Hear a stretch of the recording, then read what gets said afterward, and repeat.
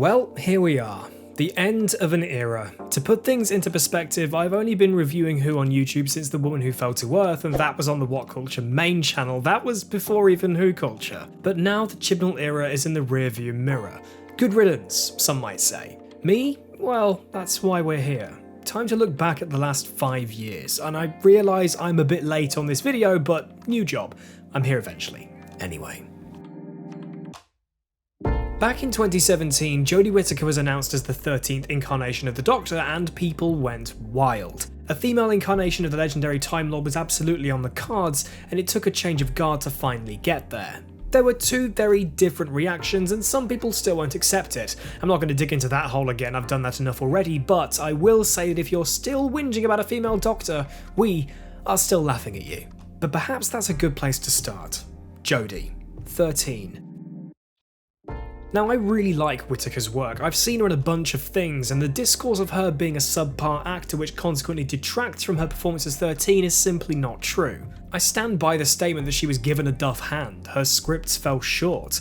The 13th Doctor was an unrealised character. Her arc across her 3 series felt unfocused in itself, which consequently made her motivation feel a little hazy. Her moral compass was all over the shop across her tenure too. The usual want to save everyone involved in a scrape, even the bad guy, was compounded by the occasional lack of even a first chance. Arachnids in the UK was really the first instance of this peculiar approach. While the Doctor felt immensely sorry for the largest of the spiders suffering under her own biology, she barely batted an eye when her and her friends lured the rest of the boys into an airtight chamber to suffocate the things. It felt out of character for a character we'd only just met. It didn't so much bode well going forwards.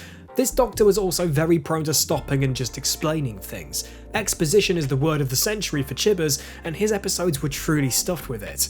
While previous Doctors would spend their time usually doing something clever to explain how things are going to go, or at least moving from point A to point B, 13 just sort of stops dead in her tracks with companions, or just Yaz, gawking in her general direction as she spews usually irrelevant flavour text like she's an advocate of committing the lower half of a Magic the Gathering card to memory. That quirk of 13 led to some horrendous pacing issues across this era, and as much as I said I don't see Jodie Whittaker as a subpar actress by any means, we did have to sit through her pause, arms aloft, realisation gasp far too frequently. Speaking of far too frequently, I do not want to get into how much I've despised the overuse of the sonic screwdriver across this series, but these things pale in comparison to the 13th Doctor's big thing this time round, the Timeless Child.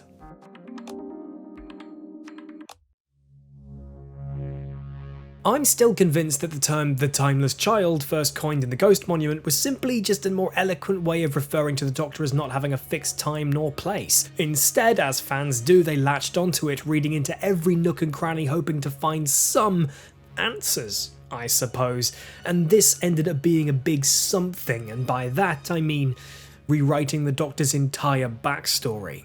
At the time, I was definitely more dismissive of this whole debacle when I reviewed The Timeless Children back in the day, but now it definitely stings a lot more, simply because, much like a lot of things in this era, it felt wholly unrealised. Also, rewriting actually isn't so much the correct term when referring to the Doctor's backstory post-Series 12, it's actually more of a writing. We know dribs and drabs of the Doctor's past, being friends with the Master as children, being a father and eventually a grandfather, and running away in a TARDIS when he saw his chance. Were we, as fans, really clamouring to know more?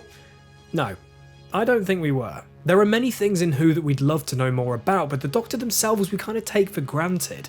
It's what makes the show so accessible even if you're joining late.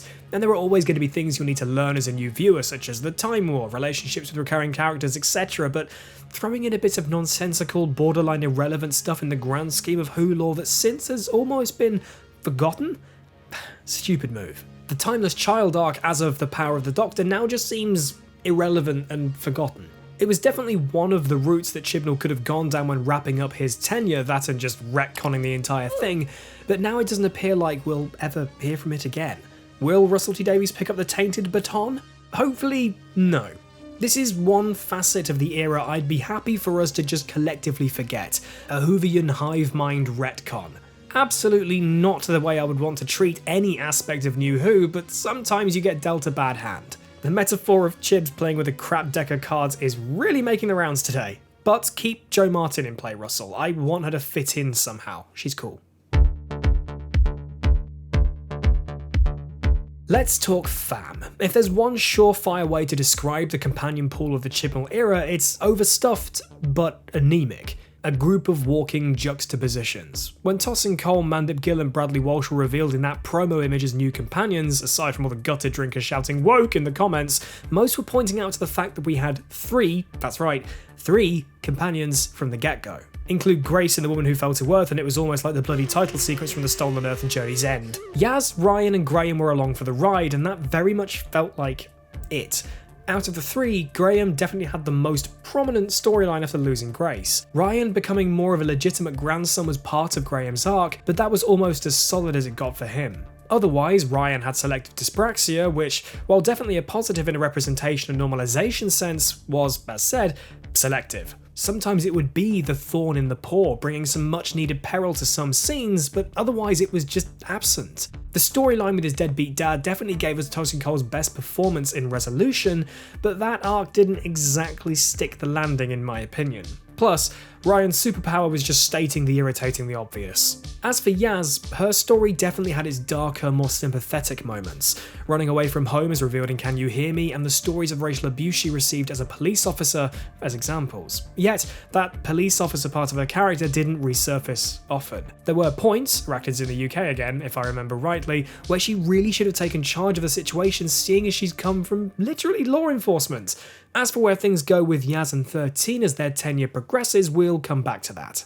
Finally, we have Dan. I love John Bishop, and I've always been very good at separating the actor from the character. And Dan was obviously a light-hearted, funny bloke, and while his presence definitely made an impact on both the Doctor and Yaz, don't forget that he and Yaz spent literal years together off-screen, his departure was super blunt. He just left at the start of Power of the Doctor, and that was that. It's safe to say that while this era is plagued with weak points, the companions as a whole are definitely one of the weakest pillars of the Chibnall era. Too many unrealised characters we're just expected to really feel for. Compared to folk who came before, I don't think there's anyone who's really going to stick in the fan consciousness. Perhaps apart from Yaz, but with how that arc ended, maybe not for the right reasons.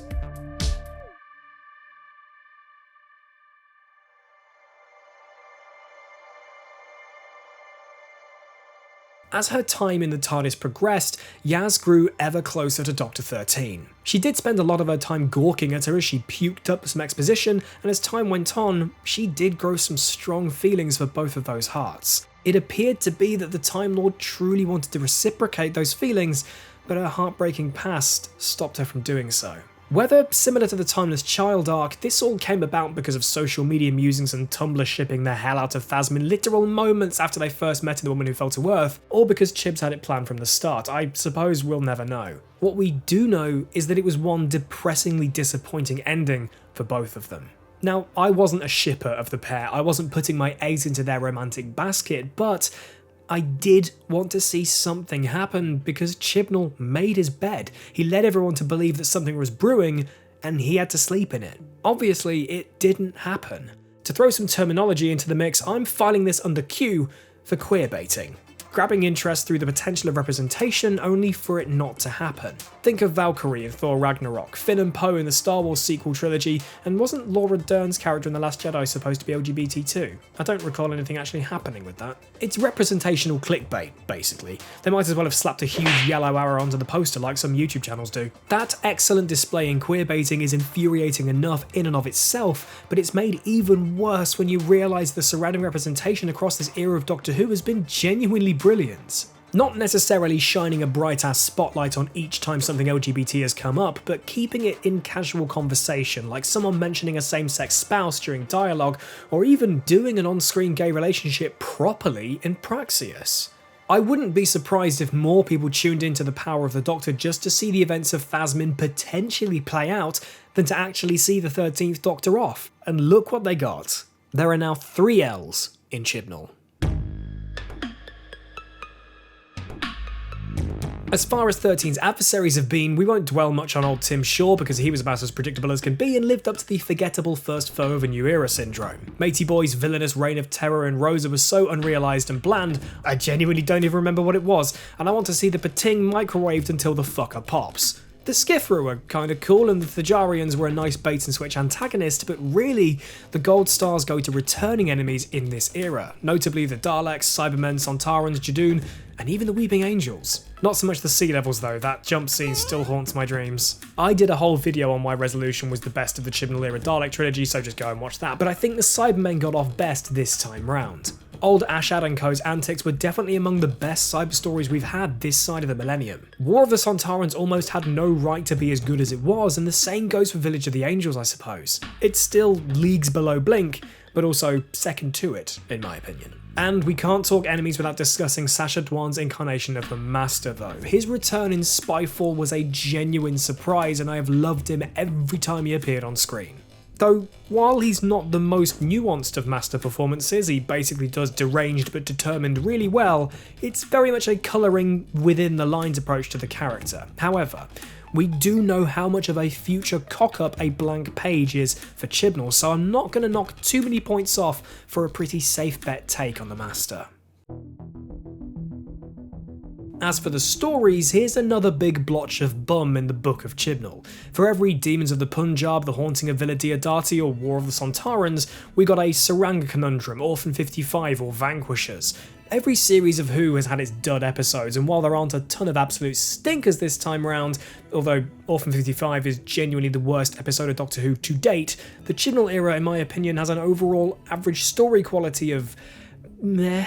Not much in this era is really going to sit amongst the greats of Dalek or Blink or Amy's Choice, to name a few off the top of my head, which is a shame for this incarnation of the Doctor, this era of such a legendary show, but it hits even harder when there were stories that were just that little too short on greatness. Praxius' message of pollution was brilliantly woven into the narrative, but it left a sour taste in our mouths because of the bucket of puke from Orphan 55 only 3 episodes prior was still very much in front of us and still very much warm.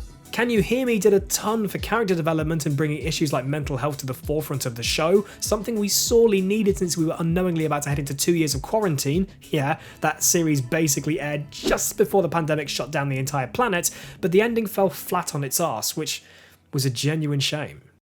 If we had to boil down what this era of the show was and what we were seeing for the 13th incarnation of the Time Lord, it was fun and family, I think. To put things into context, let's say Doctors 9 and 10 represented that grieving era post-Time War. 10 obviously went almost overboard with his Time Lord Victorious arc, but came back down to terra firma come Doctor 11. He was a much more carefree, alien character, still determined to do what's right, but almost running from the inevitable repercussions of the Time War leading up to the 50th anniversary. 12's story was that of hope and forgiveness, chasing down Gallifrey for the betterment of his species while coming to terms with what this regeneration was and what it was trying to tell him. 13 wanted to piss around with her fam as far as I'm concerned, and while the Timeless Child arc gave her something to chase, something to succeed in by the end of her tenure, did she? With her moral compass all over the shop and the groundwork hastily laid for what should have been the biggest, most important arc in Doctor Who since the Time War, everything just kinda collapsed. Family and friendship in itself seems to fall by the wayside by the time you reach the 13th Doctor's finale. Dan was happily seen off without a care in the world, Yaz never got a true reciprocation from the Doctor, which, if we don't see Mandip Gill's character again in the future, is something I feel would actually haunt her for the rest of her life, leading to what could be the kind of lukewarm reunion the Doctor had with Tegan and Ace in that very same episode if they ever meet again. Graham and Ryan's departure had a little bit more heart, but it was completely undone by Grace's fucking ghost. It's another colouring within the lines approach to the character, just wanting to fuck around space and time, having fun, getting into scrapes, and while there were scrapes on the flat surfaces of Chibnall's walls, there were honking great holes too. A lean-to shed of mediocre stories, subpar character foundations and future exploration, forgettable characters, enemies and storylines, juxtaposed by ones you'll remember forever, but for all the wrong reasons. In some weak attempt to justify my lateness on this review, actually having time for things to sink in has helped me understand my stance on all of this. I didn't write this script with post-shit episode fizzy blood that I've done before. I've had time to discuss this era with Amy, with friends and family, and to see how you lot react to my reviews as people catch up with the show and continue to comment. It makes me feel more confident in saying that genuinely, I'm just disappointed. I love Doctor Who so much. It's been a part of my life ever since I was young, and wanting to be involved in filmmaking after watching the show when I was 9 genuinely led me down the path to where I am today, and because of working at What Culture for 4 years, probably meeting a bunch of you lot along the way. It's a work of fiction that means the world to me, and seeing it not stick the landing 99% of the time over the last 5 years is disheartening. I don't want to wish any ill fate over people involved. I don't want to see the show scrapped, buried and left to rot. I want to see it thrive again. And I think BBC have done one hell of a job of getting people back on board. Gushing about Russell T Davies is due for another video, but when you see just how much people genuinely care about what's to come, it goes to show that people are still here. Chris Chibnall didn't kill the show. That's a fact.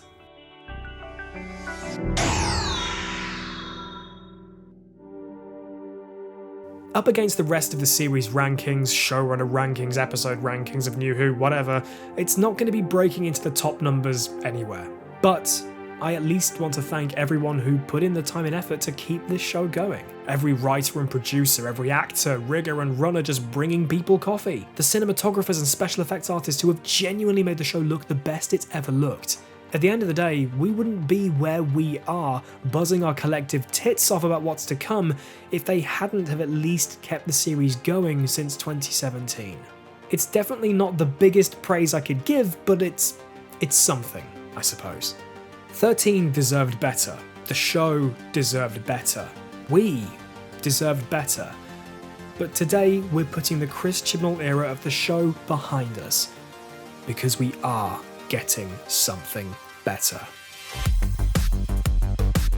Please subscribe if you haven't already, and I'll be back soon to talk about stuff here on YouTube. Definitely tune into Escaping Custeberus if you have the time to. Thank you for watching, take care of yourselves, and I'll see you soon.